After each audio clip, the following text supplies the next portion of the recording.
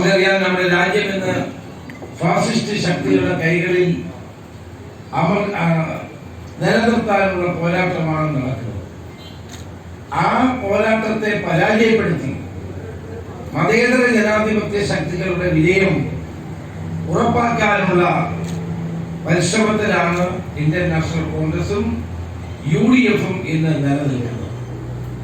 നമുക്കറിയാം, രാജ്യം നേരിടുന്ന ഈ വെല്ലുവിളിയെ സധൈര്യം നേരിടാൻ നമുക്ക് സാധിക്കണം. നരേന്ദ്രമോദി ഭരണത്തെ താഴെയിറക്കി രാജ്യത്തൊരു ജനാധിപത്യ ഭരണം, മതേതര ഭരണം, മതനിരപേക്ഷത ഊട്ടിയുറപ്പിച്ചുകൊണ്ട് മുന്നോട്ട് കൊണ്ടുപോകാനുള്ള ശ്രമത്തിന്റെ ഭാഗമാണ് നമ്മുടെ പോരാട്ടം.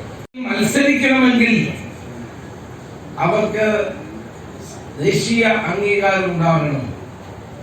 ദേശീയ പാർട്ടിയുടെ അംഗീകാരം നഷ്ടപ്പെടുമെന്നുള്ള ഭയം കൊണ്ടാണ് ഞങ്ങൾ ഈ തെരഞ്ഞെടുപ്പിൽ മത്സരിക്കുന്നത് എന്നാണ് CPM നേതാവായ AK ബാലൻ പറയുന്നത്. ഈനാമ്പച്ചിയിലും മലപ്പട്ടിയിലും നാളെ മത്സരിക്കേണ്ടി വരുമെന്നുള്ള ഭയമാണ് അവർക്കുള്ളത്. നമ്മുടെ തെരഞ്ഞെടുപ്പിൽ മത്സരിക്കുന്ന ജനങ്ങൾക്ക് വേണ്ടിയാണ്, രാജ്യത്തിന് വേണ്ടിയാണ്, വർഗീയ ശക്തികളെ തുരത്താൻ വേണ്ടിയാണ് നമ്മൾ മത്സരിക്കുന്നത്. അതാണ് ഇടതുമുന്നണിയിൽ നമ്മളും തമ്മിലുള്ള വ്യത്യാസം.